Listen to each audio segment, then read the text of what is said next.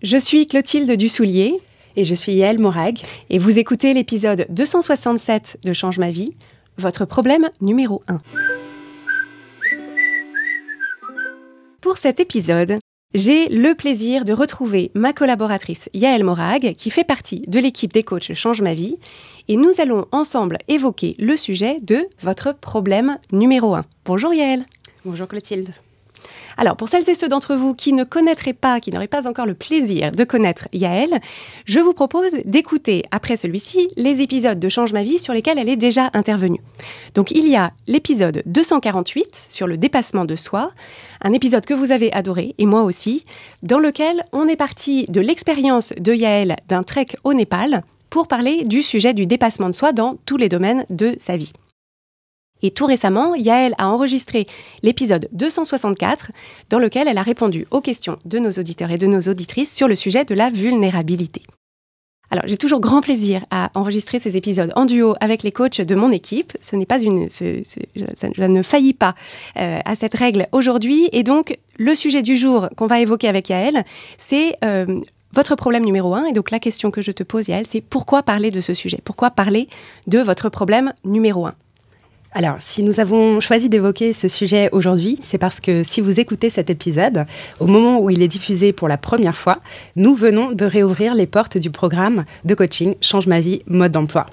Et la grande différence entre ce podcast et notre programme de coaching, c'est qu'on vous invite à passer de la compréhension de certains concepts à la mise en application de tous ces outils dans votre quotidien.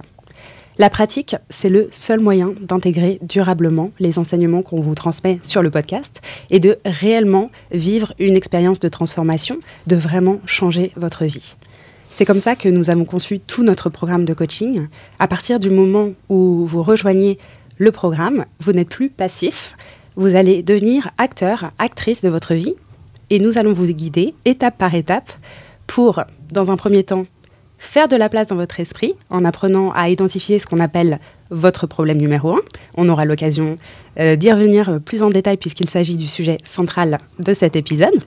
Et on va utiliser ce problème numéro 1 en fil rouge tout au long de votre premier mois pour vous apprendre à le démêler par vous-même. L'idée, c'est que vous puissiez être en mesure de résoudre n'importe quelle autre difficulté et de surmonter les obstacles qui se présenteront en chemin dans votre parcours de héros ou d'héroïne. Donc, si vous ne participez qu'un seul mois au programme de coaching, vous aurez déjà acquis cette capacité à démêler une situation qui vous pose problème pour avoir l'esprit plus clair, moins encombré et des outils concrets pour ne plus avoir à subir cette situation. Ça peut sembler très simple, mais rien que ça, ça peut déjà changer votre vie. Et c'est pour ça qu'on a choisi d'intituler ce premier mois « Le secret du succès ». Donc ça, c'est ce qu'on fait dans un premier temps. Et une fois qu'on a appris à désencombrer son esprit, eh bien, on a plus de place pour rêver, on a plus de place pour accéder à nos envies profondes. Et donc, à ce moment-là, on va vous guider dans le développement de votre vision, c'est-à-dire ce à quoi vous aspirez. Nous allons vous aider à trouver la clarté, c'est-à-dire le plan d'action qui vous permettra de matérialiser cette vision. Et nous allons vous apprendre à soutenir votre élan et votre motivation jusqu'à voir votre vision devenir votre réalité. Vision, clarté, élan. On vous en parle souvent sur le podcast. C'est la méthodologie qui vous permettra de poursuivre n'importe quel objectif de vie qui vous tient vraiment à cœur.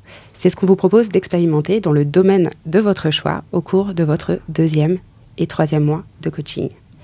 Et lorsque vous aurez appris à faire en sorte que vos difficultés du quotidien n'encombrent plus votre esprit, que vous aurez appris à définir un cap vers lequel cheminer, que vous saurez identifier un plan d'action et soutenir votre motivation dans le temps, eh bien, on va vous proposer de faire un tour à 360 degrés de tous les domaines de votre vie.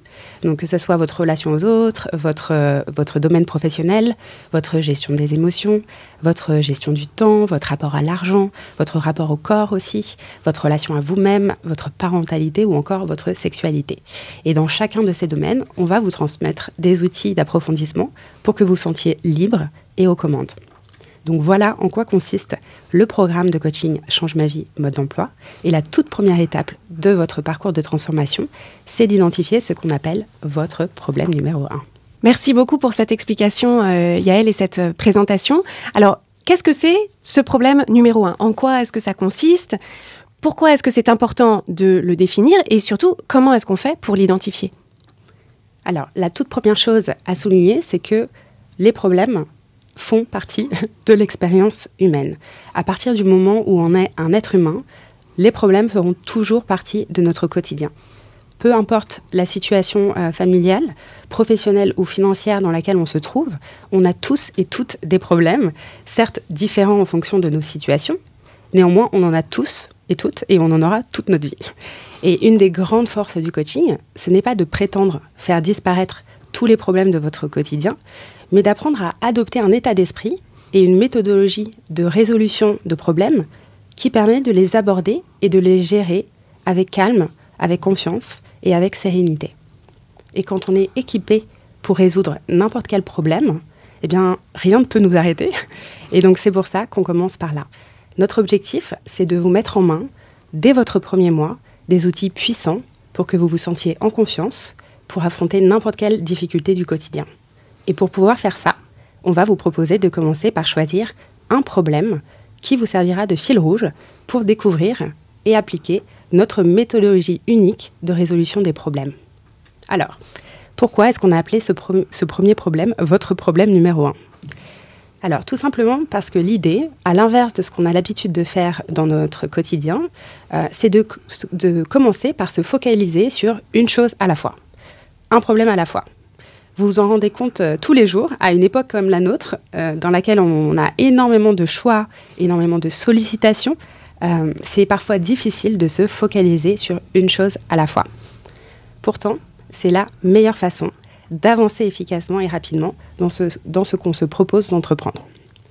À l'inverse, s'attaquer à plusieurs choses à la fois, à plusieurs problèmes en même temps, c'est le meilleur moyen de s'éparpiller et de ne jamais vraiment avancer comme on le voudrait. On peut avoir l'illusion qu'on accomplit plus de choses en faisant plusieurs choses à la fois, mais c'est faux. Essayer d'avancer sur plusieurs fronts en simultané ou de résoudre plusieurs problèmes en même temps, c'est contre-productif. Le cerveau a beaucoup de mal à se concentrer sur plusieurs choses en simultané. En réalité, il en est même incapable. Au mieux, il est capable de passer très rapidement d'une tâche à l'autre, mais ça lui coûte énormément en énergie. Notre cerveau est beaucoup plus efficace quand on lui donne une chose à faire à la fois. Je ne sais pas si vous avez déjà essayé de parler à une personne en tapant un message sur votre téléphone en même temps. Personnellement, quand j'essaye de faire ça, c'est fastidieux. J'arrive ni à être présente avec la personne avec qui je parle, ni à être concentrée sur ce que je fais, concentrée sur mon message. Et résultat, je mets 2 fois plus de temps à écrire mon message, qui me prendrait 2 minutes si je me proposais de ne faire que ça. Donc, quand on parle de problème numéro 1, c'est avant tout pour mettre en avant l'idée que pour avancer dans la résolution de différents problèmes, le plus efficace est de se concentrer sur un problème à la fois. C'est la première condition du succès. C'est vraiment quelque chose auquel on veille dans notre accompagnement. Tout est fait pour que vous puissiez avancer efficacement un problème après l'autre, un domaine de vie après l'autre, en sachant qu'à chaque fois que vous résolvez un problème, à chaque fois que vous avez une prise de conscience dans un domaine de votre vie, vous allez en ressentir les bénéfices dans tous les domaines de votre vie. C'est quelque chose qu'on dit souvent à nos clients et à nos clientes. Nos domaines de vie ne sont pas cloisonnés. Et à chaque fois qu'on avance dans un domaine, on développe des compétences qu'on va pouvoir utiliser ensuite dans d'autres domaines de notre vie.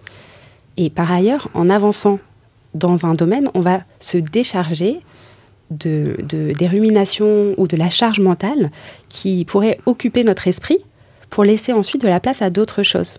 Et c'est ce que nous disait récemment une de nos clientes, Kaousser, qui avait choisi de concentrer ses explorations de coaching autour de sa situation professionnelle.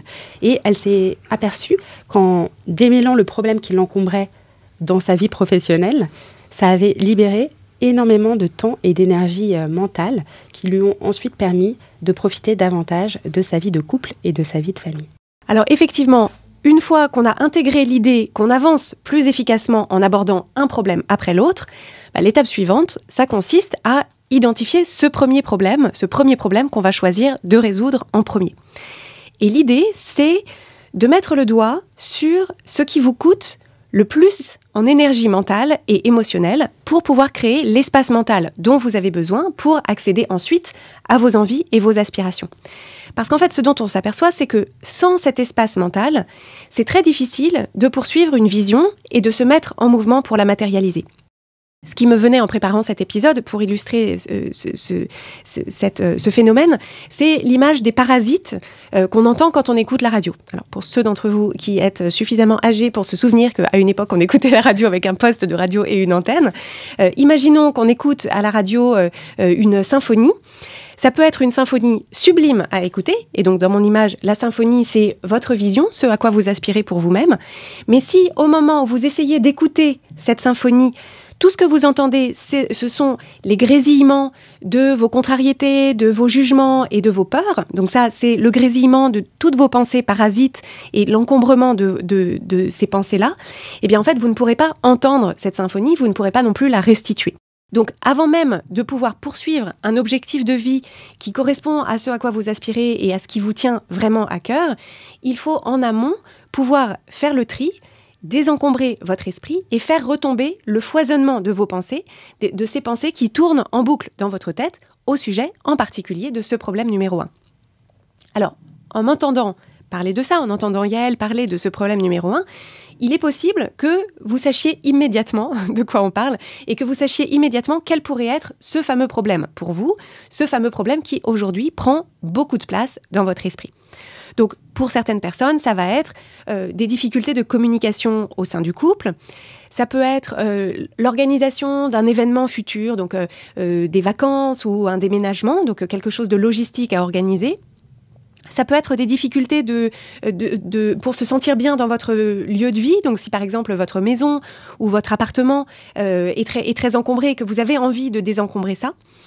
Ça peut être des difficultés de sommeil aussi. On a beaucoup de personnes qui viennent à nous avec soit un manque de sommeil chronique, soit des difficultés d'endormissement ou pour rester endormi.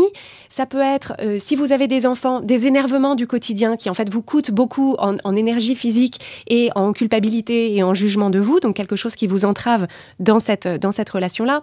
Ça peut être un projet de reconversion que vous avez en tête mais qui patine. Ou ça peut être aussi dans votre vie sociale, si par exemple vous avez un ou une meilleure amie, où vous vous apercevez qu'il y a un froid qui s'est installé, où il y a une incompréhension, ou voilà, et c'est quelque chose qui vous tourmente parce que c'est une relation qui vous tient à cœur et qui ne se passe pas comme vous voudriez. Donc je vous ai donné un petit peu différents exemples dans différents domaines de vie. Alors peut-être que vous vous êtes reconnu dans un de ces domaines ou dans un de ces problèmes ou quelque chose de similaire, mais pour d'autres personnes, il va y avoir plusieurs problèmes qui vont vous venir en tête en nous entendant parler de ça. Et c'est tout à fait normal. En fait, notre cerveau est une machine à identifier des problèmes. La tendance naturelle du cerveau humain, et c'est fait pour, c'est de se focaliser sur tout ce qui ne va pas, tout ce qui ne nous convient pas, tout ce qui nous pose donc un problème. Alors pourquoi est-ce que le cerveau fait ça ?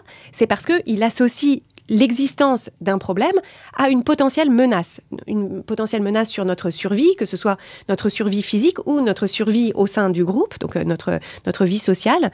Et donc, notre cerveau est en permanence en train d'identifier des problèmes ou des problèmes potentiels, et donc il est très mobilisé pour attirer notre attention sur ce qui pourrait nous causer des difficultés, parce que c'est comme ça qu'il va pouvoir ensuite, qu'on va pouvoir mobiliser des ressources pour écarter ces potentielles menaces. Alors, le problème, c'est que sans supervision, notre cerveau, en fait, va être tenté de résoudre tous ces problèmes-là à la fois. C'est-à-dire que dès qu'il identifie un problème ou une nouvelle difficulté, en fait, il l'amène à notre attention et se dit, en fait, c'est ça qu'il faut qu'on résolve maintenant. Donc, notre cerveau, sans supervision, risque de partir dans tous les sens et d'essayer de résoudre un bout de problème par-ci et un certain jour, un bout de problème par-là le jour suivant. Donc, sans supervision, il faut comprendre que le cerveau n'est pas très bon pour prioriser. N'est pas très bon pour prioriser parmi les problèmes. Et donc, en fait, tous les problèmes vont être mis au même niveau. Donc, les problèmes qui relèvent du trivial ou du bénin, tout autant que les problèmes qui sont plus importants ou plus urgents. Donc, en fait, il va nous les apporter à notre conscience sans distinction. Pour ne rien arranger, dès que le processus de résolution d'un problème va devenir un peu inconfortable, le cerveau va voir ça comme un nouveau problème. Et souvent, on s'aperçoit que quand on est en mode résolution sur un problème et qu'on essaye d'avancer et qu'on rencontre une forme de résistance, souvent, la tentation, ça va être de l'évitement, en fait. C'est-à-dire qu'on va se dire, non, en fait, ce problème-là, c'est pas un bon moment pour le résoudre, c'est pas grave, c'est pas si grave que ça. Et donc, notre cerveau va plutôt nous inviter à mettre le dossier sous le tapis, procrastiner sur sa résolution ou alors nier ou minimiser son impact. La difficulté, c'est que en faisant ça, en fait, le problème ne va pas juste disparaître. Par contre, ça va continuer à tourner dans notre tête en tâche de fond, c'est-à-dire ces problèmes-là vont continuer à encombrer notre esprit sans être résolus. On aura commencé plein de trucs qu'on aura touchés en surface et par intermittence sans avancer réellement sur rien. Donc, on peut prendre un exemple pour illustrer ça, c'est, imaginons que votre problème numéro 1, le problème numéro 1 que vous ayez choisi, c'est de désencombrer votre maison ou votre appartement. Donc ça, vous avez identifié que c'est quelque chose qui vous pèse au quotidien, quand vous rentrez chez vous, quand vous essayez de chercher quelque chose, quand vous avez des amis que vous aimeriez inviter, mais que vous vous dites, oh là là, s'ils arrivent, s'ils voient l'état de mon salon, voilà, donc vous avez tout un tas de jugements qui vous tournent dans la tête au quotidien. Mais imaginons qu'au moment de vous y atteler, au moment où il faut effectivement désencombrer, vous ayez tout un tas de pensées de découragement, de l'ordre de il y en a partout, je ne sais pas par où commencer, ça va me prendre tout mon week-end, etc. J'ai aucune envie de faire ça. Naturellement, ces pensées-là vont créer un inconfort et cet inconfort va vous inciter à procrastiner, donc à ne pas ranger, à laisser vos affaires s'accumuler, à aller faire autre chose, peut-être aller faire du shopping pour rapporter encore plus d'affaires à la maison ou à passer à un autre problème qui, dans l'instant, va vous sembler d'un coup beaucoup plus important, c'est-à-dire voilà, l'organisation de vos prochaines vacances, votre prochain week-end, etc. Donc, vous voyez bien ce phénomène et sans doute vous pouvez le reconnaître à l'œuvre quand vous essayez d'avancer sur différents problèmes dans votre vie. Et la seule solution est celle qu'on vous encourage vivement à adopter, et en tout cas qu'on vous accompagne à adopter dans le programme de coaching, c'est de prendre les choses par un bout. C'est-à-dire, on sait bien que votre vie est faite de tout un tas de situations qui sont imbriquées les unes dans les autres, mais l'enjeu, c'est de choisir un angle pour commencer et ensuite d'apprendre à démêler la pelote patiemment. Et c'est vraiment ça qui permet d'aller au bout des choses en ayant en plus la satisfaction d'avoir avancé parce qu'au fur et à mesure, vous voyez vos progrès qui se matérialisent. Alors maintenant qu'on a établi le bénéfice de commencer par un premier problème, on aimerait vous parler des différentes difficultés qui peuvent se présenter quand on se propose de choisir son premier problème numéro 1. Alors, la première difficulté qui peut se présenter, c'est de choisir déjà son problème parce qu'on peut avoir peur, effectivement, de ne pas choisir le bon problème. Donc, effectivement, c'est possible et c'est même probable que vous ayez plusieurs problèmes et que vous vous demandiez lequel choisir ou que vous ayez identifié une famille de problèmes, mais que vous ne sachiez pas très bien identifier quel serait le problème principal que vous pourriez appeler votre problème numéro 1. Par exemple, si vous remarquez que vous avez du mal à communiquer avec votre conjoint ou votre conjointe, que les discussions sont tendues et que vous ne vous sentez pas complètement libre dans votre relation, vous pourriez vous demander, par exemple, est-ce que mon problème, c'est mon conjoint ou ma conjointe ? Est-ce que c'est ma façon de communiquer ? Est-ce que c'est ma confiance en moi ? Est-ce que c'est ma capacité à assumer mes choix et mes idées ? Vous pouvez avoir l'impression que tout ça est lié, et que plusieurs problèmes sont imbriqués les uns avec les autres. Et vous pourriez alors vous demander comment je fais pour choisir mon premier problème numéro 1. Alors, comment est-ce qu'on fait ça ? Comment est-ce qu'on fait pour choisir un premier problème sur lequel avancer quand on en a plusieurs et qu'on hésite par peur de ne pas choisir le bon problème ? Si vous hésitez entre 2 problèmes ou plus, un moyen efficace d'identifier votre problème numéro 1, c'est de prêter attention à votre météo émotionnelle et à la nature de votre discours intérieur. Ce que je vous propose de faire, c'est de penser à vos journées et de vous demander où est-ce que partent vos ressources mentales et émotionnelles. Qu'est-ce qui occupe votre esprit constamment ? Qu'est-ce qui vous tracasse le plus au quotidien ? En entendant ces questions, si plusieurs problèmes vous viennent à l'esprit, choisissez-en un, peu importe lequel. Si ce problème fait partie des sujets qui encombrent le plus votre esprit en ce moment, alors c'est un bon premier problème par lequel commencer.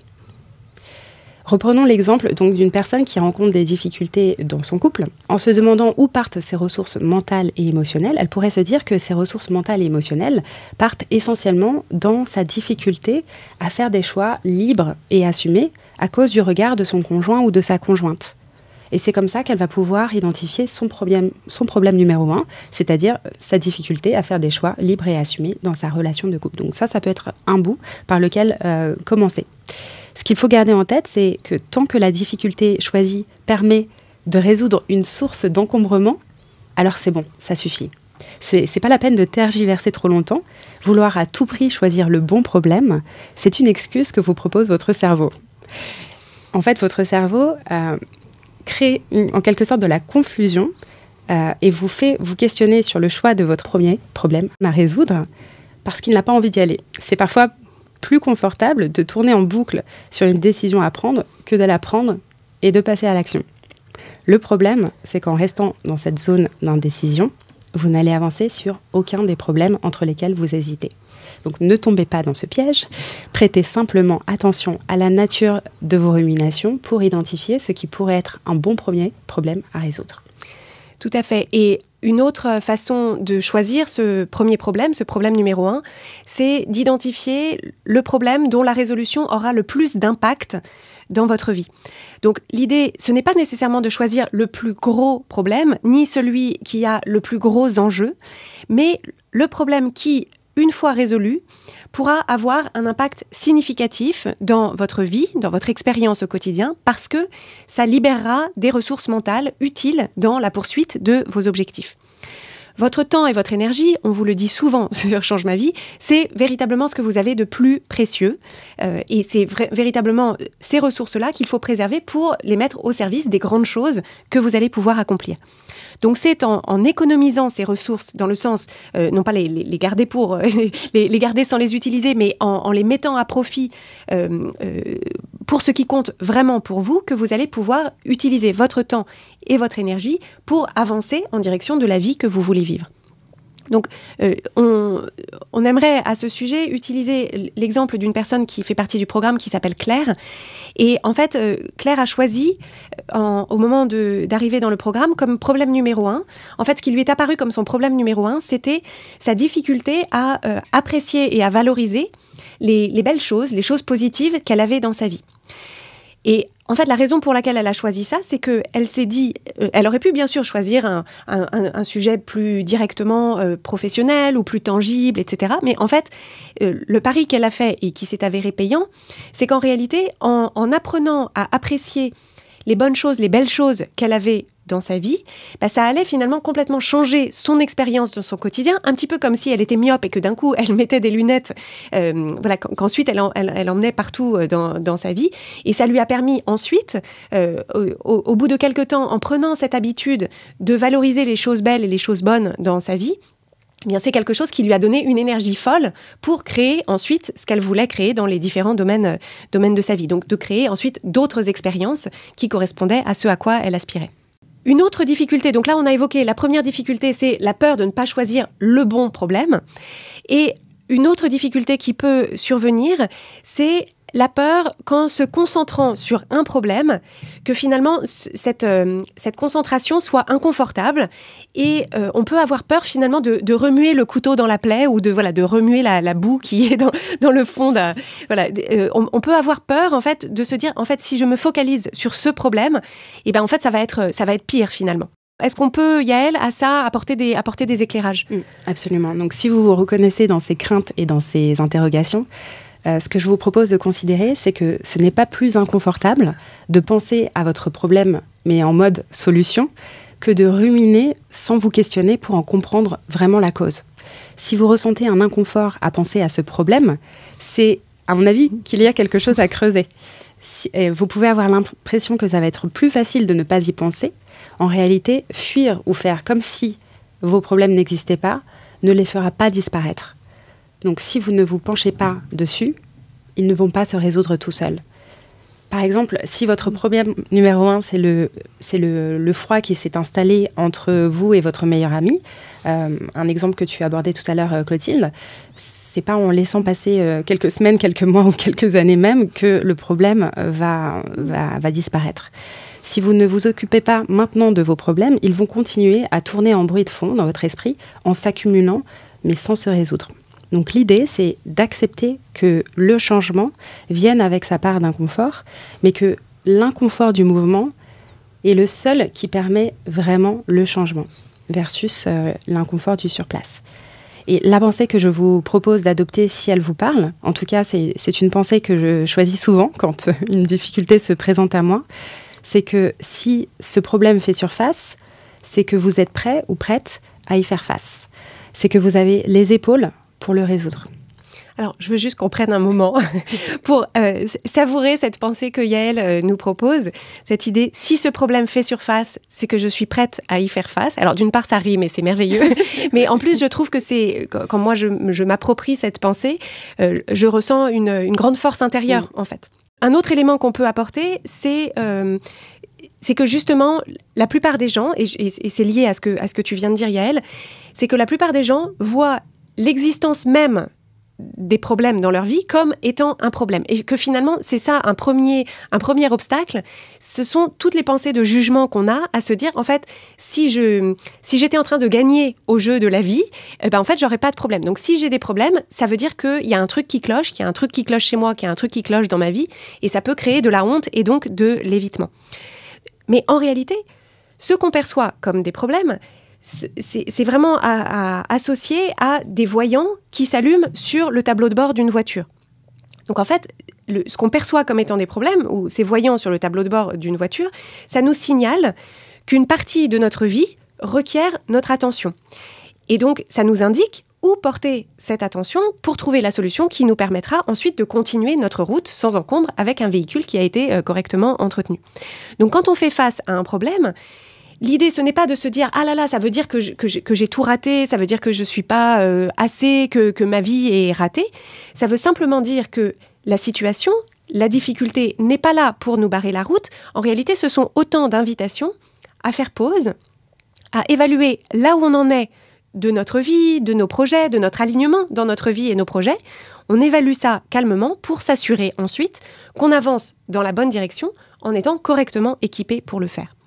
Donc, pour reprendre l'exemple d'une personne qui aurait du mal à assumer ses choix dans sa relation de couple, eh bien, on peut imaginer que, en fait, ce problème-là surgit, c'est-à-dire que c'est dans sa relation de couple que le voyant s'est allumé, mais on peut imaginer que s'atteler à ce problème va lui donner l'opportunité, qui probablement lui a manqué par le passé, d'apprendre à se connaître, d'apprendre à s'écouter, d'apprendre à se faire confiance et à rester dans son équipe, indépendamment de ce que les personnes autour d'elle peuvent lui dire, y compris son ou sa partenaire de vie.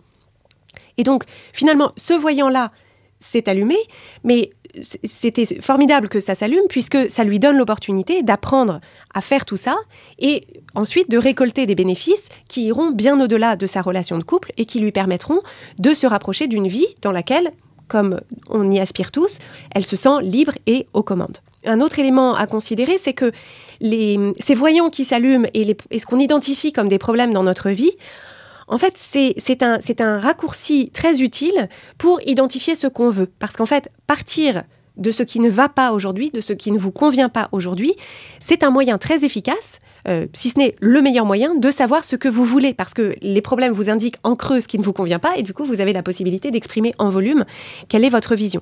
Donc, c'est un excellent point de départ pour initier un changement et améliorer votre expérience de vie. D'autant que le fait que vous ayez cette expérience, que vous identifiez quelque chose comme un problème, crée la motivation de même force à résoudre le problème et donc à vous mettre en mouvement. Et donc, c'est vraiment pour ça que cette étape, votre problème numéro 1, autour de ce parcours du premier mois qu'on a appelé le secret du succès, c'est pour ça que cette étape précède le développement de votre vision dans le programme de coaching Change ma vie, mode d'emploi, parce que c'est justement en vous connectant d'abord à ce qui ne va pas et ce qui ne vous convient pas que vous allez accumuler beaucoup d'éléments très utiles ensuite pour développer votre vision. Et donc ça, cette idée de parler en creux et en volume pour définir votre vision, c'est une idée que j'ai développée dans l'épisode 206 de Change ma vie, qui s'appelle « Votre vision, vous l'avez déjà ». Une dernière difficulté que nos clients et nos clientes rencontrent souvent au moment d'identifier ce premier problème, donc numéro 1, c'est qu'elles se disent, mon problème n'est pas assez quelque chose ou il est trop quelque chose. Et donc, si vous faites partie, vous aussi, de celles et ceux qui se disent mon problème est trop général, pas assez précis, pas assez intéressant, pas assez important, etc., dites-vous que, là encore, votre cerveau essaye de détourner votre attention de la mise en application. Le cerveau humain est très créatif quand il s'agit de retarder le passage à l'action. Donc, si ça se présente pour vous, rappelez-vous que ces pensées de doute vous maintiennent dans l'indécision et donc dans l'immobilité, qu'elles sont en fait le reflet d'un état d'esprit perfectionniste qui consisterait à croire qu'un problème ou un objectif a besoin d'être parfait, assez précis, mais pas trop, engageant, mais pas trop, etc. Et tout ça, c'est complètement faux. La seule chose dont vous avez besoin pour commencer à entreprendre un changement, c'est de choisir un premier sujet, un premier problème par lequel commencer. Encore une fois, c'est dans le mouvement que vous allez créer le changement et pas dans l'immobilité, le doute ou la confusion. Effectivement. Et ce qu'on peut également apporter, qui est très important et qui fait partie justement de l'accompagnement qu'on apporte, c'est d'apprendre à vous faire confiance. Pour faire face à ces pensées perfectionnistes, l'antidote, c'est de vous faire confiance. Vous faire confiance, ça nécessite de donner à la voix du doute sa juste place, parce que le doute, et on l'a vu dans l'épisode Le doute, question-réponse qui a été enregistré par Lucie, c'est que le doute n'est pas nécessairement quelque chose à éviter ou à faire disparaître. Le doute peut avoir sa place. Donc, la voix du doute, il faut lui donner juste à cette place pour s'assurer que vous avez pris en compte les éléments nécessaires à votre prise de décision. Mais une fois que vous avez pris en compte ces éléments-là, on peut s'arrêter sur le doute et on avance. Donc, une fois les pensées de doute considérées, vous pouvez vous faire confiance pour choisir. Vous êtes le ou la mieux placé pour savoir ce dont vous avez besoin. Et ça, c'est assez révolutionnaire de s'approprier cette pensée parce qu'on est nombreux à, par défaut, imaginer qu'il y a des experts à l'extérieur de nous ou que quelqu'un à l'extérieur de nous saura nous dire de quoi on a besoin. Et donc, réinternaliser cette évaluation de ce dont on a besoin et ce dont on a envie, ça fait vraiment partie des choses qu'on aide les personnes du programme à faire. Et rappelez-vous fondamentalement que le risque est plus grand en choisissant de ne pas avancer, donc de rester dans l'immobilité et l'hésitation, qu'à avancer sur un problème qui serait, entre guillemets, trop général ou pas assez précis. L'objectif, c'est de choisir un problème et de vous donner ensuite les moyens de le résoudre jusqu'au bout. Et rappelez-vous, c'est très important, qu'il s'agit non seulement de résoudre ce premier problème, mais aussi en parallèle, c'est-à-dire dans le même temps, de prendre en main des compétences de résolution de problèmes. Donc c'est vraiment ce que Yael a précisé en début d'épisode, c'est que on ne cherche pas juste à résoudre un problème après l'autre, on cherche à vous transmettre des compétences qui vous permettent d'aborder n'importe quel problème avec, quels étaient les mots, calme, confiance et sérénité. Donc en fait, l'image que je veux vous apporter, c'est vraiment comme si vous preniez un cours de dessin et que le jour du premier cours de dessin, on vous dit choisissez un objet à dessiner pour vous entraîner et que vous mettiez des heures à choisir le bon objet à dessiner en premier. Eh bien, en réalité, tout ce temps-là serait perdu. Finalement, quand vous démarrez un cours de dessin, peu importe le premier modèle que vous choisissez, l'objectif, ce qu'on cherche à créer, c'est pas tant ce premier dessin à proprement parler que d'expérimenter et de faire un apprentissage des techniques de dessin qui vous permettront à l'avenir de savoir dessiner n'importe quel objet ou n'importe quel portrait. Et en réalité, une chose à souligner, c'est que de là où vous êtes aujourd'hui, c'est-à-dire au seuil de cette démarche de changement, c'est de toute façon, et même peut-être dans la vie en général, c'est difficile d'avoir une visibilité parfaite sur tout. Vous n'êtes pas omniscient ou omnisciente dans votre vie. Vous ne pouvez pas avoir de la visibilité sur tout, ni tout anticiper. Et en réalité, ce dont on s'aperçoit, c'est que c'est en avançant, en choisissant une direction vers laquelle avancer, peu importe la direction, que vous allez pouvoir affiner ensuite les choses au fil de l'eau parce que vos apprentissages, vos expériences que vous apprendrez sur vous et sur vos aspirations s'affineront au fur et à mesure. À ce sujet, je voulais vous donner l'exemple d'une personne du programme qui s'appelle Esther. Et en fait, son premier problème, c'était justement un problème d'encombrement de son lieu de vie parce qu'il y avait des travaux qui n'en finissaient pas, qu'il y avait un peu du bazar partout. Ce sont ses mots, pas les miens. Et en fait, dans son parcours du premier mois au sein du programme, après une semaine d'exploration, elle s'est rendue compte que, en fait, ce problème numéro 1 qu'elle avait identifié comme étant un problème extérieur de bazar et de travaux, en réalité, c'était lié à la place qu'elle ne s'autorisait pas à prendre dans cet environnement, mais aussi dans sa vie et dans sa vie sociale ou dans la société. Et donc, en fait, c'était vraiment passionnant de voir ça, de la voir mettre ça au jour. C'est que l'état de son lieu de vie était simplement un révélateur de la place qu'elle occupait dans sa propre vie. Et donc, en fait, vous voyez que en choisissant un premier problème qui était le problème qui lui venait en premier, elle a identifié après quel était finalement un problème de fond plus important. Mais si elle était restée sur le seuil en se disant « non, je ne vais pas avancer parce que je ne suis pas sûre que ce soit ça le bon problème », ça ne se serait pas révélé à elle de façon aussi éloquente. Donc, choisir un problème sur lequel vous concentrez en premier, c'est la première étape d'une vie choisie, d'une vie vécue avec intentionnalité, en toute conscience. C'est une façon de reprendre le pouvoir sur votre vie en vous disant « c'est important pour moi de me concentrer sur cette difficulté en particulier en ce moment » et nous, c'est notre recommandation pendant 1 mois, puisque c'est le temps moyen qu'on recommande dans le programme pour mettre en place ces premières compétences de résolution de problèmes sur un problème numéro 1. Et donc, de vous dire, je vais me donner les moyens de faire de ce sujet ma priorité. Je mérite de m'accorder ce temps et cette énergie pour y voir plus clair. Et il n'y a rien de plus important que ça à ce jour. Et donc, on a recueilli quelques témoignages de personnes qui ont rejoint le programme et qui, justement, avaient un petit peu de résistance à choisir un problème numéro 1 pour les raisons qu'on vient d'évoquer. Et donc, on leur a demandé ensuite quel était leur retour sur cette démarche. Et on a, par exemple, Samia qui a dit: je me suis rendu compte que préciser le problème, le formuler clairement et se concentrer sur une chose, et donc ne pas se disperser, apporte de la sérénité et la confiance de pouvoir avancer. On a aussi Irina qui a dit « Je remarque qu'en me concentrant sur un objectif à la fois, je peux mieux réussir ». Et on a Catherine qui nous a dit « Pour le moment, je me laisse guider ». Et alors ça, je pense qu'il ne faut pas sous-estimer le soulagement finalement et une certaine forme de douceur à se dire « Ok, il y a un parcours, il y a des étapes, je peux me laisser guider et j'ai confiance dans le fait qu'on m'emmène dans une direction qui va être bonne pour moi ». Et donc Catherine ajoutait « Je ne m'éparpille plus ». Alors elle disait « C'est certes plus fastidieux, mais c'est beaucoup plus efficace ». Donc, on a vu ensemble différentes difficultés. On a vu ensemble l'importance de choisir un problème numéro 1, les difficultés qui pouvaient survenir, c'est-à-dire les résistances qu'on pouvait avoir, et on a apporté des solutions qui permettent de franchir ces obstacles ou ces résistances. Alors, qu'est-ce qu'on peut proposer comme mot de la fin, Yael ? Avec quoi est-ce qu'on veut laisser nos auditeurs et nos auditrices ? Alors la première chose, c'est de rappeler qu'il n'y a pas de honte à avoir des problèmes.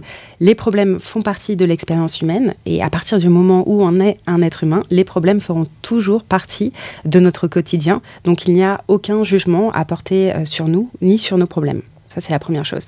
C'est ça. Donc, les problèmes font partie de l'expérience humaine et ce qu'on peut se proposer de s'apporter à soi, et nous, ce qu'on vous propose de vous apporter, c'est justement de changer la relation qu'on a avec nos problèmes parce qu'en fait, on ne voit plus leur existence comme un problème parce qu'on est équipé pour les résoudre.